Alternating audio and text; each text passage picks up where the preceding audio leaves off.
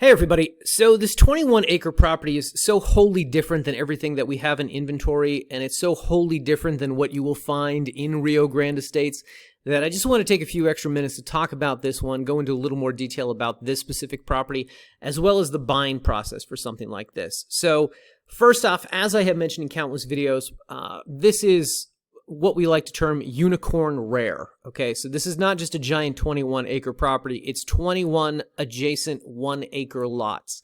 And when you come across subdivisions like this that have been chopped up and subdivided so much over the years where it's just a 10,000 acres of 1 acre parcels or half acre parcels, it's really difficult to find even 3 or 5 acres that you can buy that are adjacent. That's sort of the max of possible, and it's even less when you're offering the types of prices that we're offering for land.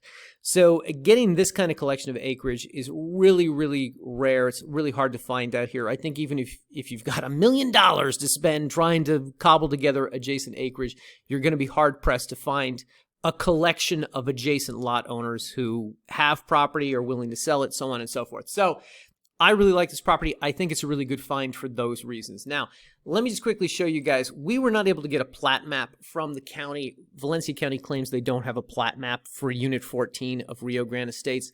But I just wanted to show you, this is the general footprint of the property, size, shape, location, etc. Additionally, if you come up here on the listing page, you will see that the legal description is Unit 14, Block 325, lots 1 through 11, and 21 to 30. And in case you're looking at that saying, what happened to lots 12 through 20, just to give you guys a sense, the way the plat is laid out is that this is 1 through 11, and then 12 to, I guess, 15 would be right here, 16 through, I guess, 20, something like that would be right here, and this is where 21 to 30 picks up. So that's how 1 through 11 and 21 and 30 end up being right next to each other, okay? So just an FYI on that. Number one. Number two. When we first got this property, I looked up where it was on a map, just to give you a sense. This is in the southernmost portion of Rio Grande Estates and hence the southernmost portion of Valencia County. Socorro County begins right down here, really right past where this arroyo is. The arroyo is kind of the dividing line between the counties. So when I first saw this and I saw that, okay, so you're coming in off State Road 47 and then you're turning down here and making your way south into the subdivision, the last sort of real development you see is up here in this region. And you'll see some like family farms over here. You'll see some development over here, but that's a different subdivision. Additionally, you'll see some industrial facilities out here like this or like this, but really not a lot of homes. Certainly not a lot of built-up region out here. So what I was anticipating is that this would end up being the type of property you need a tank to approach, meaning that the roads would be so poorly maintained, good luck even finding the thing. That, however, was not the case. I was pleasantly surprised. When the photographer sent back the photos, first thing that we got to see is that this is the primary road access to the property. So this is surprisingly well maintained. I was kind of shocked by this. Normally we advise everybody if you're going to go out to these regions, take a larger truck or off-road capable vehicle. This is actually a pretty well maintained dirt gravel road. Now, just to kind of go back here for a second, this road is this one right here. The property, of course, is sitting basically here along this block like this. So this is what we're calling the primary access road. Obviously, I don't think there's a direct path from this up to the state highway up here. That's really this road over here, which is called Escobar Place. Yes, Escobar Place. But nonetheless, the roads are well maintained in this region. Pleasantly surprised to see that, okay? Additionally, when we go back to the images here, you'll see that this is kind of what the legal easement of the property looks like along the northern boundary. So this is something that should be a road if anybody ever drove it ever. This is something that if we, again, go to the map, you see these lines that exist right here. These are not here by coincidence. These are actually legal roads.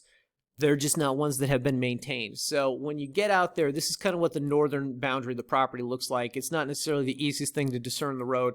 But, of course, if you do choose to develop the land, you're going to be up and down this thing, and you're probably going to get it, maintained or taken care of or drawn out a little better. But point being that even the legal easements along the northern and southern ends of the property are not too bad. They're pretty easily discernible, which you can't say about a lot of the really remote properties in this subdivision. So I was pleasantly surprised by that. Additionally, guys, do want to direct your attention to some other things here in the photo gallery. There's some property boundary markers that are not on the subject property. They're on the neighbor's property. I'm not entirely certain what these things are or what they mean, other than someone just sort of staking out their land, but they do exist out here. So at the very least, you have a sense of what we will say is the eastern boundary of one of your properties. Of course, these 21 acres probably merit being surveyed and staked. And my guess is if you're spending this kind of money on the property, you're going to get that done anyway. Additionally, guys, do just want to take you through the a little bit more through the photo gallery here, just kind of show you some of the telephoto shots. In some of these, you're able to see some of the home sites that are off in the distance. I promise they're here somewhere.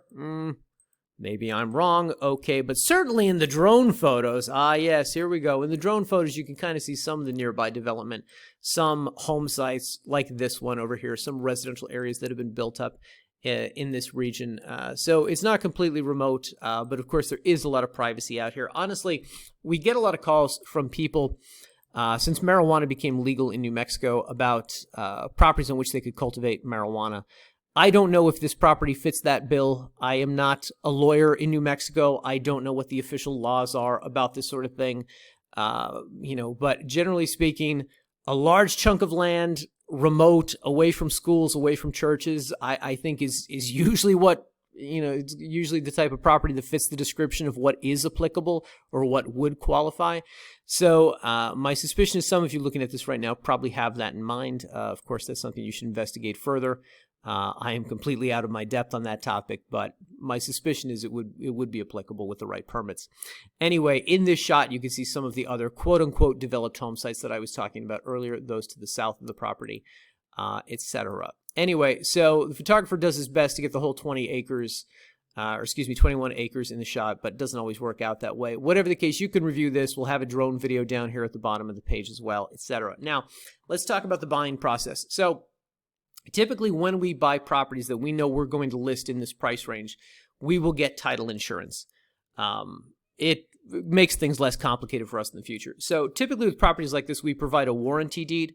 If you're closing through a title company, I just want to make this clear. If you elect to close through a title company, which is what we recommend for something like this, we'll provide a warranty deed. If you actually don't want to do that, if you just want to pay this with a cashier's check or a credit card, in that case, we'll be providing a special warranty deed. So there's extra assurance for you with the warranty deed. But the other thing here is my guess is you're going to try to develop this property in some form or fashion, in which case you would want title insurance. So I think the best bet for you as a buyer is to go through a title company. Whatever the case, the way to begin that process is just by coming up here on the listing page. We've got a checkout button here for an earnest money deposit of $500.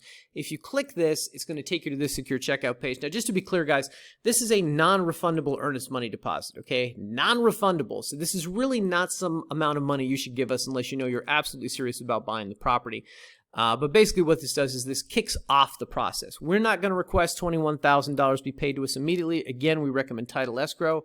So you pay us $500 now, you pay $20,500 at close of escrow to the title company.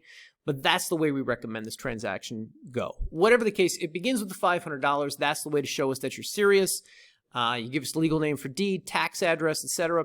Agree to the terms of service, and on the next page, you enter credit or debit card information to place that non-refundable $500 earnest money deposit.